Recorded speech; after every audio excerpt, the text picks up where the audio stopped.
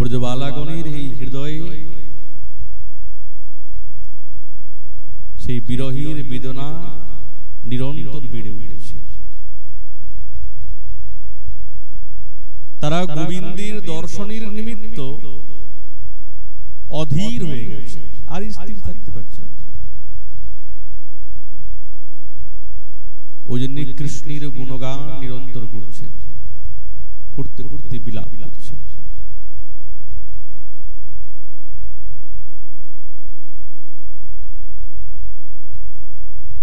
গোপীগণ কৃষ্ণ বিরহে যখন রোদন করছেন বা বিলাপ করছেন, এই নামটা গোপী গীত কি করে হলো?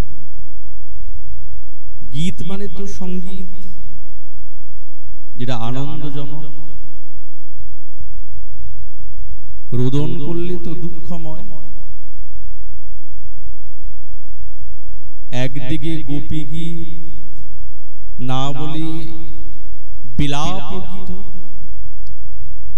বা গোপী বিলাপ এরকম বলা হলো, গীত কেন বলা হলো?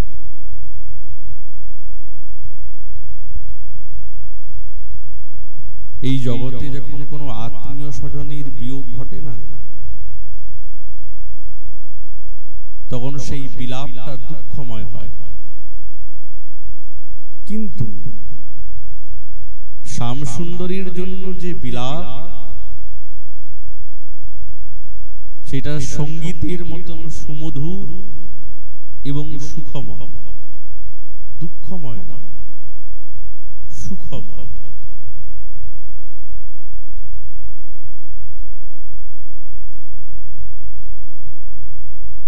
বহির বিশেষ জ্বালা হয়, অন্তর আত্মা আনন্দময়, কৃষ্ণ প্রেমের অদ্ভুত চরি।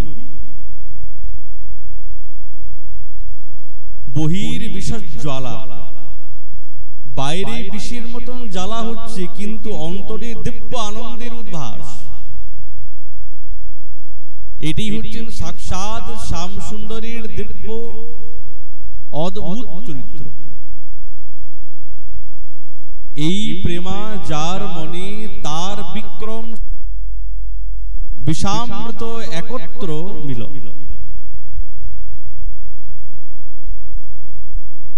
গোবিন্দের প্রেমের স্বরূপটাই এরকম। বিষ এবং অমৃত যেহেতু কোনোদিন একত্রে থাকতে পারে না, একসঙ্গে থাকে না, কোনোদিনই থাকে না।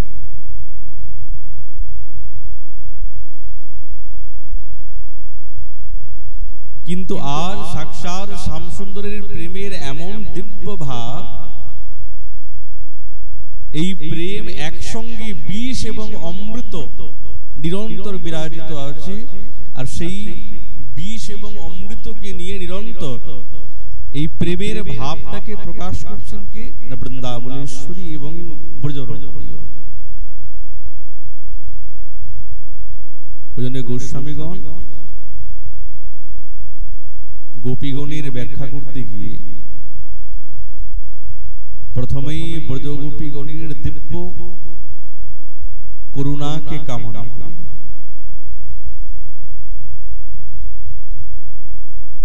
ব্রজবালাগণের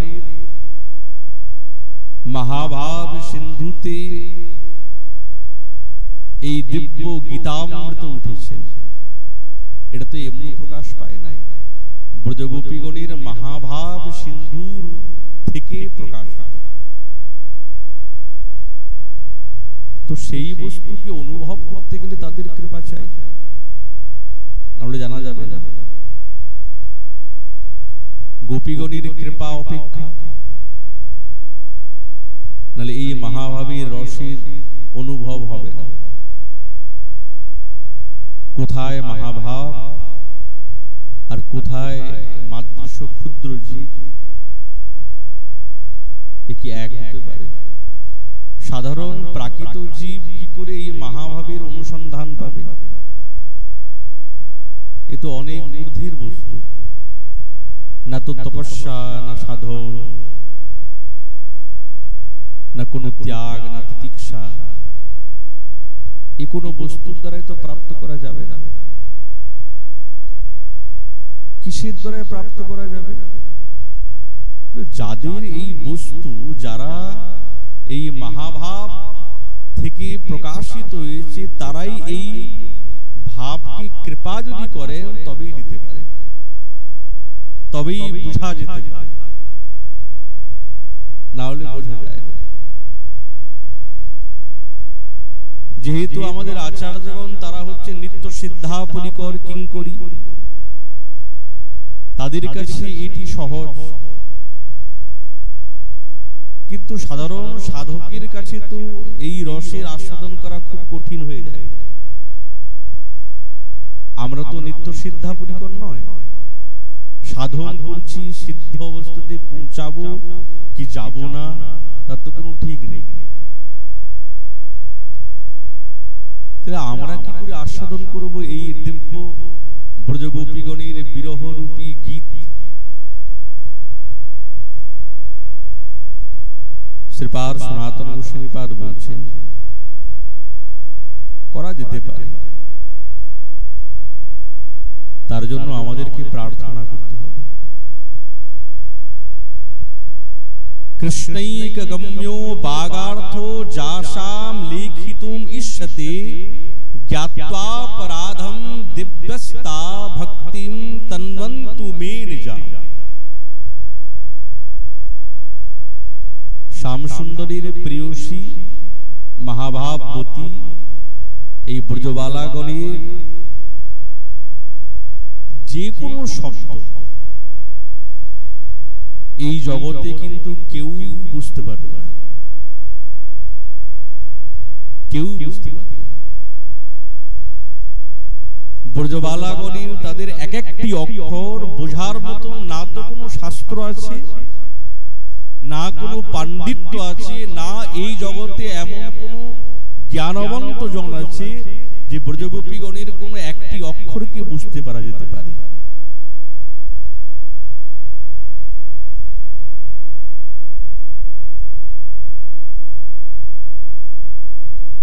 এই ব্রজগোপীগণের অর্থ, কথার বাক্যের অর্থ একমাত্র সাক্ষাৎ কৃষ্ণৈক গম্য বাগার্থ শ্যামসুন্দরী জানতে পারে, গোবিন্দই জানতে পারে, তিনিই জানেন। সনাতন গোস্বামীপাদ বলছেন, আমি যে এই বাক্যের অর্থ লিখতে প্রস্তুত হয়েছি, ব্রজদেবীগণ আমার এই অপরাধকে জেনেও তাদের শ্রীচরণে আমাকে ভক্তি প্রদান করুন, যাতে আমি লিখতে পারি। যেহেতু তিনি নিত্য সিদ্ধা পরিকর মঞ্জুরি স্বরূপা, তিনি এই বিষয়ে পারঙ্গতা, তবুও তিনি আমাদের মতন সাধারণ জীবকে জানানোর জন্য বলছে, আমিও প্রার্থনা করছি যে ব্রজগোপীগণের তাদের মনের ভাবনা, তাদের প্রেমময় শব্দকে যাতে আমিও জানতে পারি।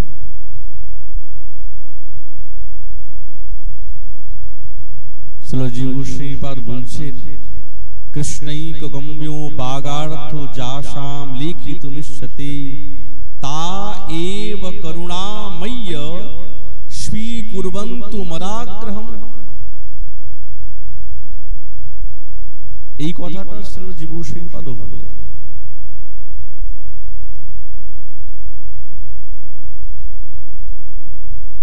যে আমরা যা লিখছি, হে দেবীগণ, হে ব্রজ সুন্দরীগণ, আমাদের বারংবার একটাই আগ্রহ যে আপনি কৃপা করে আমাদের সেই বাক্যের অর্থকে জানিয়ে স্বীকার করুন।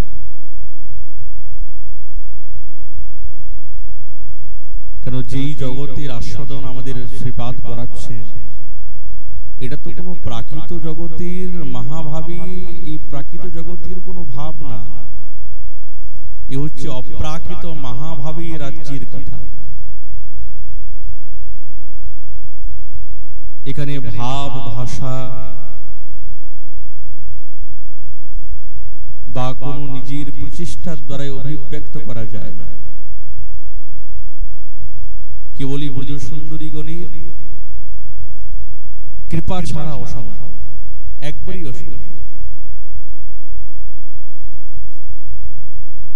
গোপীগণ ওই জন্যই তো বলছেন যে হে দ্বৈত সম্বোধন করলেন। দ্বৈত শব্দের অর্থ হতে দয়াল। দয়াতে অনুকম্পতে ইতি দ্বৈতঃ, যিনি দয়া করেন, যিনি অনুকম্পা করছেন তাকে দ্বৈত বলে। হে দয়ালু, হে দুঃখ নাশক, হে প্রেমাস্পদ, তুমি ছাড়া তো আমাদের কোনো গতি নেই।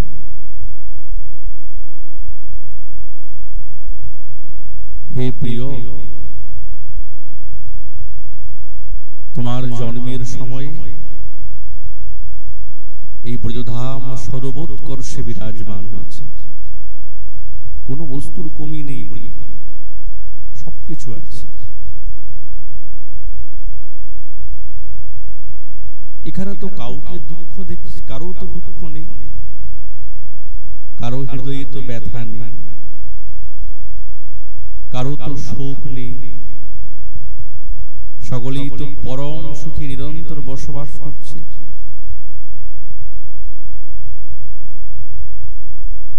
কেন?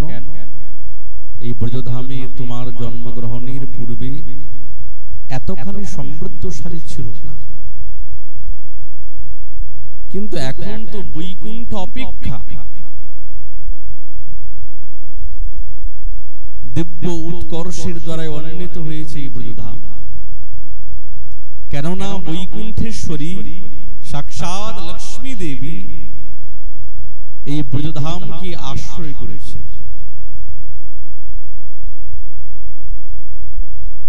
কৃষ্ণের আবির্ভাবের সময় শ্রী সুখদেব মহারাজ বলছেন যে অতঃ আরভ্যনন্দস্য ব্রজ সর্ব সমৃদ্ধিমান হরের নিবাসাত্ম গুণৈ রাস ক্রীড়াম অভুনৃপঃ।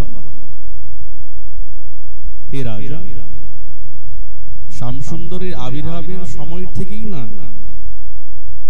এই নন্দের ব্রজপুরীতে সম্পূর্ণ সমৃদ্ধশালী হয়ে গেছে। কেননা গোবিন্দের নিবাসস্থান, ওই জন্য নিজ গুণীতে রমার বিহার স্থান হয়ে গেছে। তিনি আর থাকতে পারেন না, কেন এই দিব্য রূপামৃত আস্বাদন করতে তো তিনিও চেয়েছেন যে আমিও আস্বাদন করব।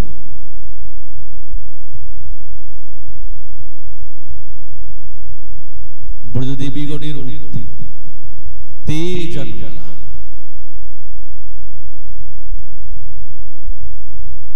আচ্ছা, এই ব্রজের ঐশ্বর্য তো স্বাভাবিক। বৈকুণ্ঠেশ্বরী আশ্রয় করেছেন বলে যে সমৃদ্ধ হয়েছে, আমাদের আচার্যগণ বলছে না না, বৈকুণ্ঠেশ্বরী লক্ষ্মীর কি ক্ষমতা আছে যে এই ব্রজধামকে ঐশ্বর্যযুক্ত করে দেবেন?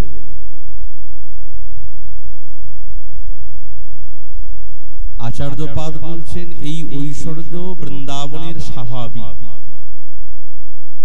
কেউ দেয় না, কারো কাছে ধার নেওয়া হয় না। ওই জন্যই প্রথমে জয়তী শব্দের ব্যবহার করলেন, জয়তী।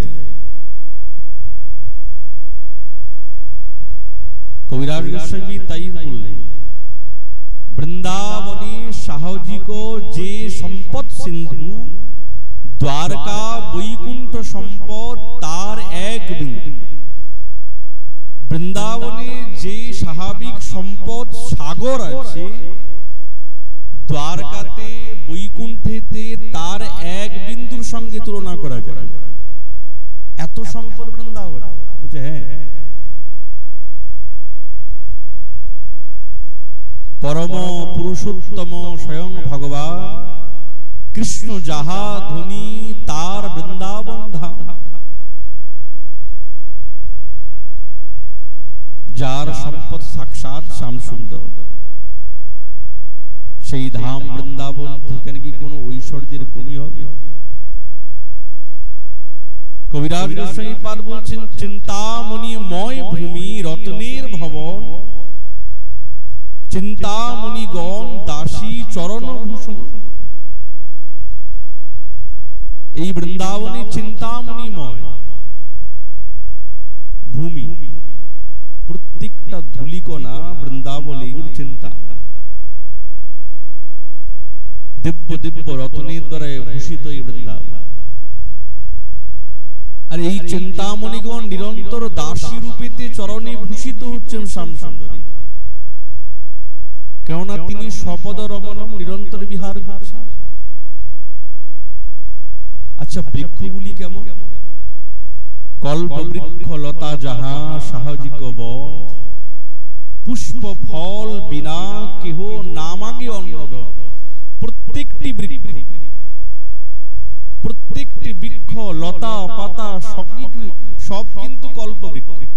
তো কল্প বৃক্ষকে যে যা মাগে তাই পায়।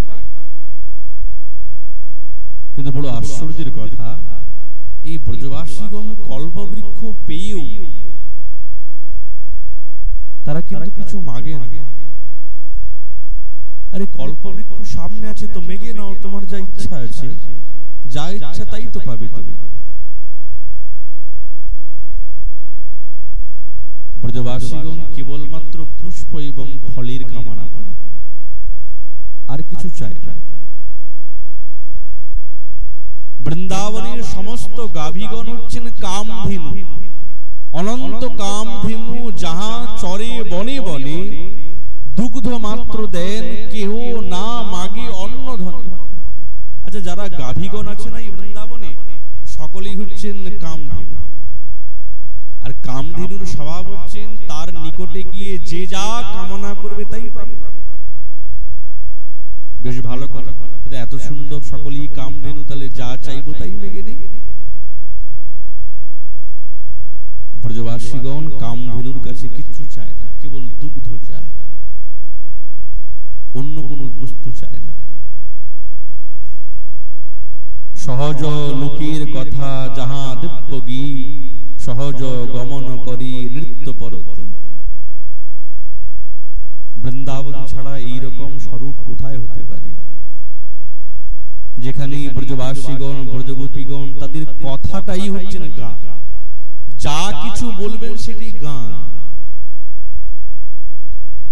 আলাদা করে সুর করে গান করতে হয় না। তারা যা কিছু এই বদনের দ্বারা অভিব্যক্ত করতেন সেটাই দিব্য গীত, কেবল গীত নয়, দিব্য গীত। তাকে শ্রবণ করার জন্য সাক্ষাৎ শ্যামসুন্দর সহস্রকর্ণের দ্বারা চেষ্টিত হন। বাবা কি সুন্দর বলছে তো, শোনো তো। ব্রজবাসীগণ ব্রজগোপীগণ তাদের যে গমন আছে, গতাগতি, ওইটি নৃত্য, সকলেই ছন্দে চলে, কেউ বেতালে চলে না, কেহই নৃত্য শিখে নাই। গন্ধর্ব গন্ধর্বীগণ তারা তো নিরন্তর এই ব্রজগোপীগণের দিকে তাকিয়ে থাকেন। বা আমরা এত কিছু জেনেও আমরা তো এদের কাছে এক বিন্দুও নয়। ইনারা সকলে তো সাগর,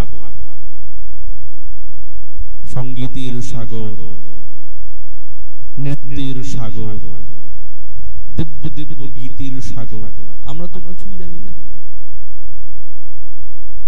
সর্বত্র জল যাহা অমৃত সমান, চিন্তা চিদানন্দ জ্যোতি সত্য যাহা মূর্তিমান।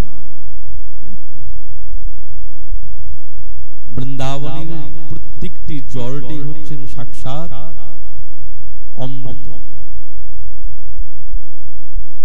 পান করলেই এই হৃদয়ের সমস্ত জ্বালা, সমস্ত দুর্বাসনা নির্বাপিত হয়ে যায়। ঠাকুর মহাশয় তাই জন্য কান্তি কান্তি বললেন না, সেই যমুনার জল কবে পান করব, কবে হৃদয়ের সমস্ত জ্বালা দূর হয়ে যাবে, কবে শ্রীকুণ্ডের জল পান করে হৃদয় এই দিব্য তোমাকে না দর্শন করে যে ব্যথা কিভাবে নির্বাপিত হবে, সেই জল কবে পান করব? বলছি কেন? বলছে প্রত্যেকটি জলই হচ্ছেন সাক্ষাৎ অমৃত সমান। লক্ষ্মী যিনি গুণ যাহা লক্ষ্মীর সমাজ, কৃষ্ণ বংশী করে যাহা প্রিয় সখী কাজ। এরকম স্বরূপ কোথায় হতে পারে? ব্রজ ছাড়া তোর কোথাও নেই। ব্রহ্ম সংহিতাতে প্রিয় শ্রিয় কান্তা কন্ত পরম পুরুষ কল্পতরবো দ্রুমা ভূমিশ্চিন্তামণি গণময়ী তোয়ম অমৃতম कथा गानम नाट्यं गमनमपि वंशी प्रिय सखी चिदानंदम ज्योति परममपि तदास्वाद्यमपि च।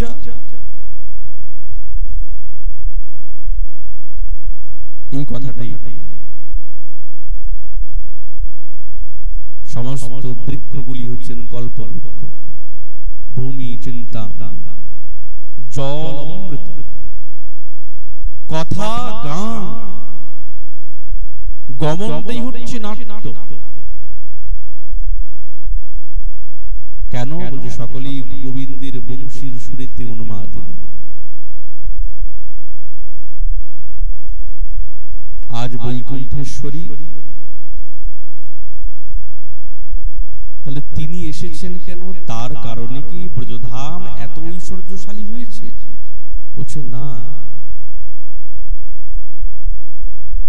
ব্রজধাম বৈকুণ্ঠের থেকেও সর্বসমৃদ্ধিপূর্ণ। এই বিষয়ে যখন সাক্ষাৎ লক্ষ্মী দেবী জানতে পারলেন যে আমাদের বৈকুণ্ঠের থেকেও শ্রেষ্ঠ বৃন্দাবন, চলো তো একবার গিয়ে দেখি। লক্ষ্মী দেবী যখন এসে দেখলেন, বাহ, এত সুরম্য বৃন্দাবনম দিব্য স্বরূপম, এত সুরম্য, এত দিব্য,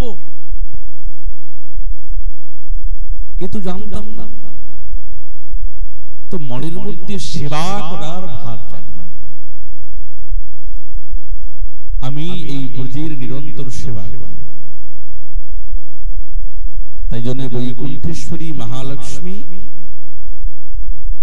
সর্বমাধুর্য সার শ্যামসুন্দরের আবির্ভাব, এটা দেখে তিনি এসেছেন।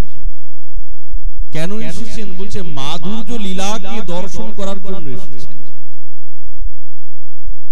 এই মাধুর্য লীলা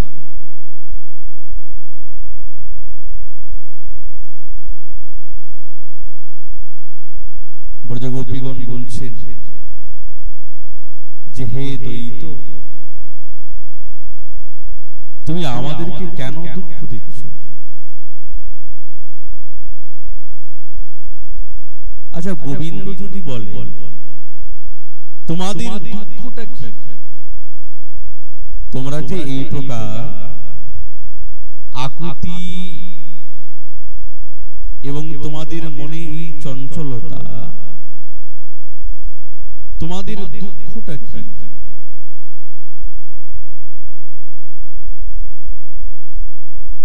তো ব্রজগোপীগণ বলছেন দুঃখ, আমরা এই মধ্যরাত্রিতে বন থেকে বনান্তর তোমাকে নিরন্তর অন্বেষণ করছি, ঘনঘোর অরণ্য, কত আমাদের পরিশ্রম,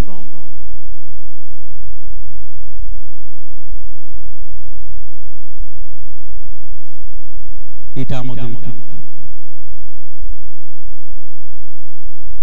পরিশ্রম তুমি দেখতে পাচ্ছ না? আমরা সকলে অবলা, সবকিছু ত্যাগ করে এসেছি তোমার কাছে।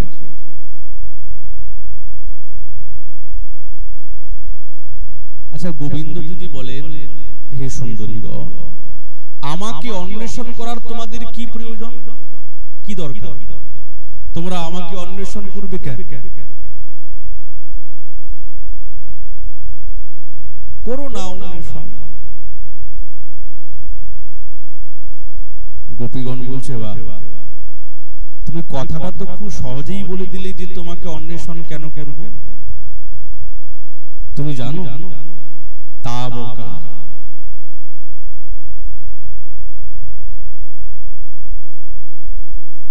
তুমি কি জানো না যে আমরা তোমারই আর তুমি আমাদেরই।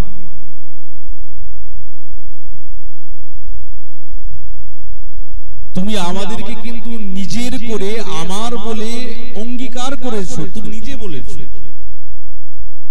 আবার তুমি এখন আমাদেরকে বলছো যে আমাকে অন্বেষণ করার তোমাদের কি প্রয়োজন।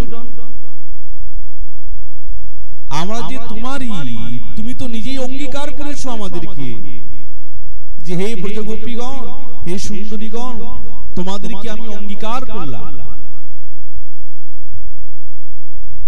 আমরা তোমার এই অভিমান তুমি আমাদের অন্তরে কিন্তু জাগিয়েছো, এর আগে তো ছিল না। তুমি এমন ভাব ভঙ্গি, তোমার ব্যবহার, তোমার আচরণ, তোমার সেই মিষ্টি মিষ্টি কথা, সেই মধুপানেতে আমাদের হৃদয়ের মধ্যে তুমি আমার এই তাবকা ভাব তুমি জাগিয়েছো, নাহলে তো আমরা ছিল না। আর কেনই বা হবে না? যারা একবার বংশীর সুর শ্রবণ করে গোবিন্দের নিকটে মধ্যরাত্রিতে আসতে পারে, বাস্তবিক তারা তাবকায় তোমার।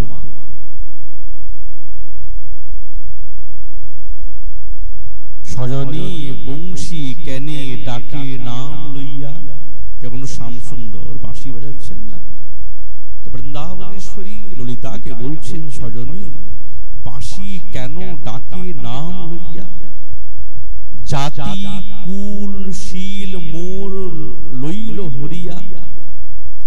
আমার জাতি, আমার কুল, আমার স্বভাব সবকিছু ওই বংশীর সুর হরণ করে নিল।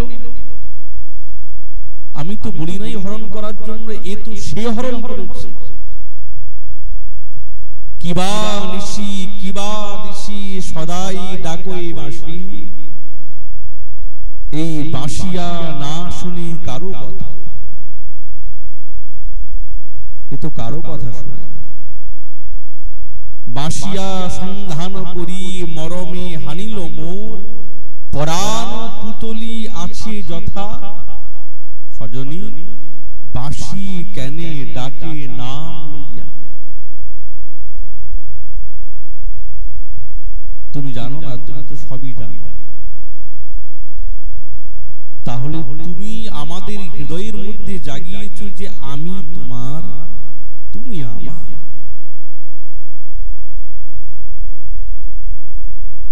আর এখন তুমি বলছো যে আমাকে অন্বেষণ করার, তোমাদের এই মধ্যরাত্রিতে বন থেকে বনান্তর করার কি প্রয়োজন, কি দরকার? এই কথা তো ঠিক না তোমার।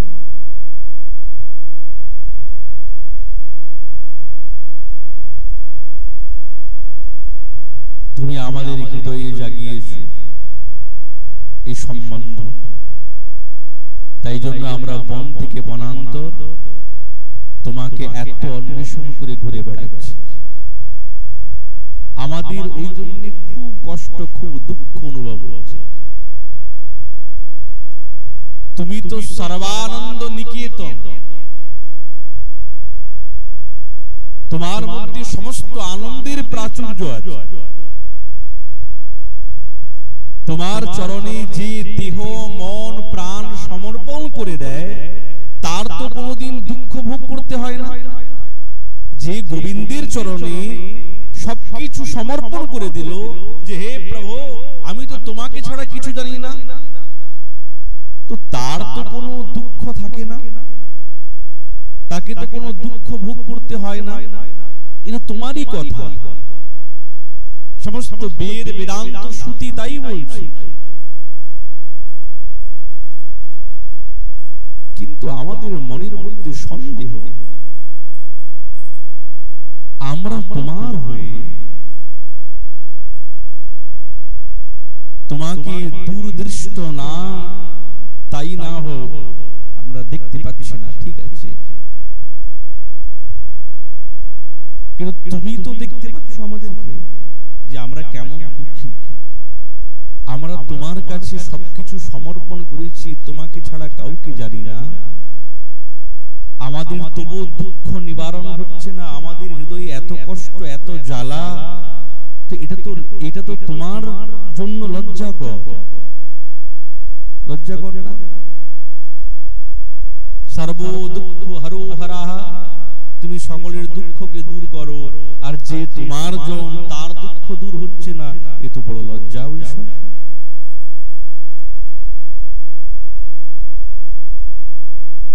আচার্যগণ বলছেন নিষেব্য সরিতাং পত্তুস্তট পক্ষিগণাশ্চিরম যদ পিবন্তি সরস্তোয়ং সৈব লজ্জা মহোদধে। সাগরের নিকটে সারা জীবন বাস করবে, কিন্তু বড় আশ্চর্যের কথা, সাগরের জল পান করতে পারে না। এত জল, সাগরের জল পান করতে পারছে না।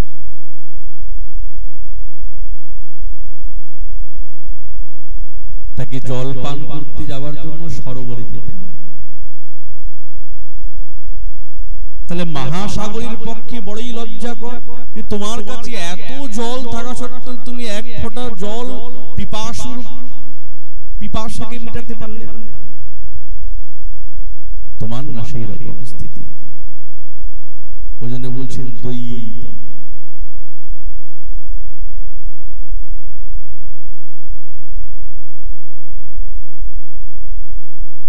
হে দ্বৈত,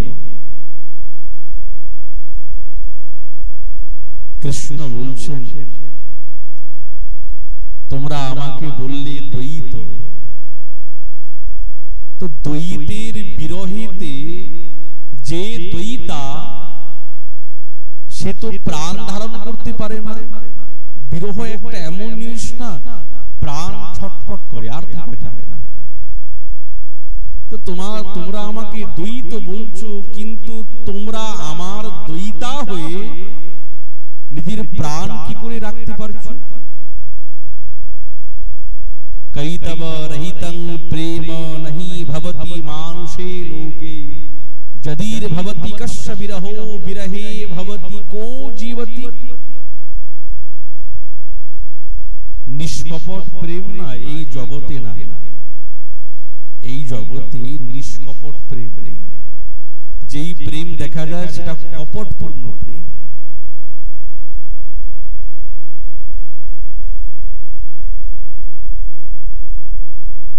যদি নিষ্কপট প্রেম হতো না, তাহলে সেই প্রেমের কারণে বিরহ হতো। কই বিরহ তো হয় না, আর বিরহ হলে না কেউ প্রাণ ধারণ করতে পারে না।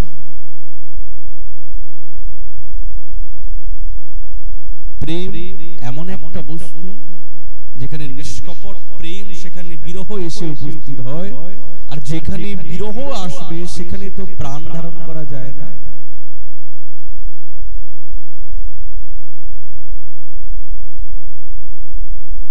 তুমি একে বাঁশি বাজিয়ে আমাদেরকে ডেকে আর তুমি এই ধরনের কথা বলছো। তো আমাদের কবিরাজ গোস্বামী পাদ বলছেন অকই তব কৃষ্ণ প্রেম যেন জাম্বু নদহে হেন প্রেম নির্লোকে না। এই যে দিব্য প্রেম, এই প্রেম কিন্তু এই জগতে হয় না, এই জগতের বস্তু না। যদি হয় তার যোগ, না হয় তার বিয়োগ। বিয়োগ হইলে কেহ না জীবন। যদি এই জগতে সেই শুদ্ধ প্রেম এসে উপস্থিত হয় না, সেই প্রেমের বিয়োগে আর থাকা যায় না। তাহলে তোমরা যে প্রাণ ধারণ করে আছো কি রূপে?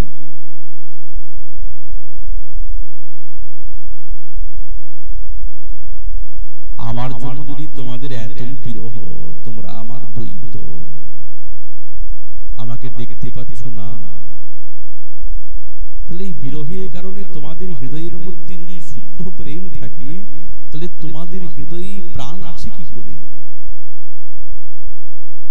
ব্রজ সুন্দরীগণ বলছে, বাহ, ত্বয়ি ধৃতা সভা, তুমি যা বলছো তা ঠিকই বলছো, কিন্তু আমরা না তোমার জন্য মরতে পারছি না। ইচ্ছা তো করছে যে প্রাণটা বেরিয়ে যা, প্রাণ নিয়ে কি হবে, কিন্তু তোমার জন্য মরতে পারছি না। তোমাকে প্রাপ্ত করার আশাতেই আমাদেরকে বাঁচিয়ে রেখেছে। কি না আশা, তোমাকে প্রাপ্ত করব।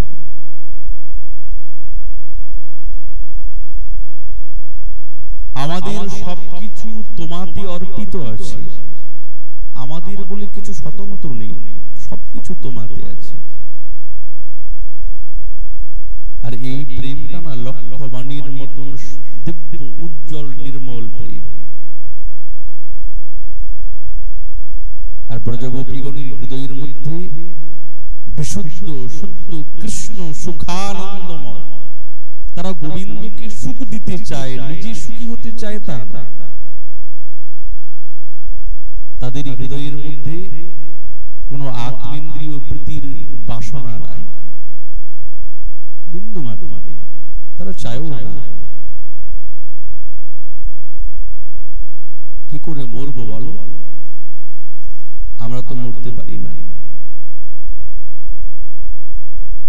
তোমার বিরহে তো আছি, সব কিছু ধর্মকে ত্যাগ করে তোমার কাছে এসেছি, আর তুমি সমস্ত ধর্ম ছাড়িয়েছো তোমার বাঁশির সুরেতে। হেদেলো বাঁশির তাল তিলেক না তেজে, মরিতে জিয়াইতে পারে কি করে বেজে বেজে। সেই তো মুরলীর গান কেবা নাহি শুনে, এক কান দিয়া শুনে যায় আরেক কানে। আন রব আমাদের কানেতে নাহি আইসে, হরি হেরি করি যেন পলায় তরাসে। সাত করে শুনেছিলাম সেই স্বামীর মুরলী, কি জানে এমন হবে আমাদের পরাণের বৈরী। যখন শ্রবণ করেছিলাম তো খুব স্বাদ লেগেছিল, ভালোই লেগেছিল, কিন্তু আমাদেরকে যে এই দশার পরিণতি দেখতে হবে তা তো আমরা জানতাম না।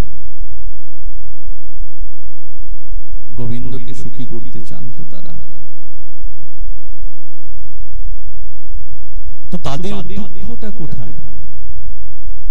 ব্রজগোপীগণের কৃষ্ণ সেবা করে তাকে সুখী করতে পারছেন না বলে এইটি হচ্ছেন তাদের হৃদয়ে মহা দুঃখ। গোবিন্দকে সেবা করে সুখী করতে পারছেন না, ওই জন্য খুব দুঃখ। ওই জন্য সেই দুঃখটাই গোবিন্দের কাছে বারবার বলছে। মহাভাববতীগণের অন্তরে কিন্তু আত্মসুখের বাসনা নাই, আত্মসুখের কোনো বাসনা নাই, গন্ধ মাত্র নেই যে আমার সুখ হবে, এই গন্ধ নেই, তোমার সুখেতে সুখী। ওই জন্য তো তারা মহাভাববতী। আর এই জন্য এই রসেতে মহাভাববতীর যে দিব্য উদ্গার রস, এই রসেতে মৃত্যু নেই, মৃত্যু মানে মৃত্যু নেই।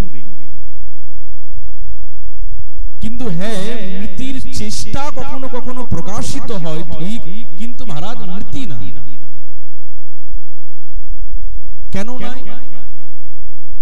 বলে কৃষ্ণ সেবার উপকরণ হচ্ছেন এই দেহটা। সবকিছু গোবিন্দকে সমর্পণ করে দিয়েছেন, নিজের বলে কিছু রাখেন না।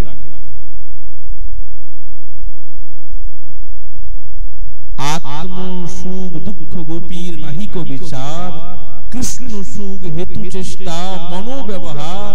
কৃষ্ণ বিনা আর সব করি পরিত্যাগ, কৃষ্ণ সুখ হেতু করে শুদ্ধ অনুরাগ।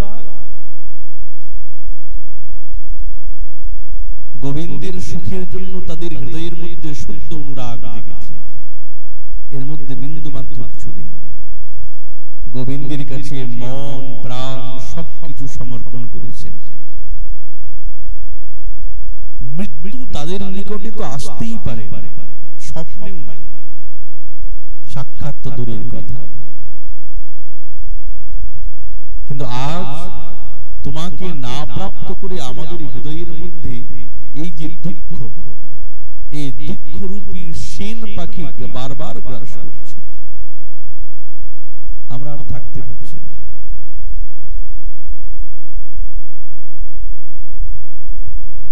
হে দয়িত, আমরা তো সকলে তোমার, তুমি একবার এসে আমাদেরকে দেখা দাও। আমাদের কাছে এক মুহূর্ত থাকা বড় দায় হয়ে যাচ্ছে, আর থাকা যাচ্ছে না। মৃত্যু স্বীকার করতে পারছি না। এই ব্রজগোপীগণের দিব্য ভাব, যেটি দিব্য প্রথম শ্লোকের দ্বারা, গানের দ্বারা গোপীগণ শ্যামসুন্দরকে পাবার লালসাতে সেবা থেকে বঞ্চিত হয়ে নিরন্তর সেই দুঃখের প্রকাশ করছেন এই প্রথম গীতের দ্বারা। এই বলে আমাদের ভাগবতী কথা এখানে বিশ্রাম। মহাপুরুষ কৃপা হলে আগামী শ্লোকের সঙ্গে সাক্ষাৎকার হবে। এই বলে এখানেই আমাদের ভাগবতী কথা বিশ্রাম। মহাপুরুষ কৃপা হলে আগামীকাল আবার এই বিষয়ে আলোচনা হবে।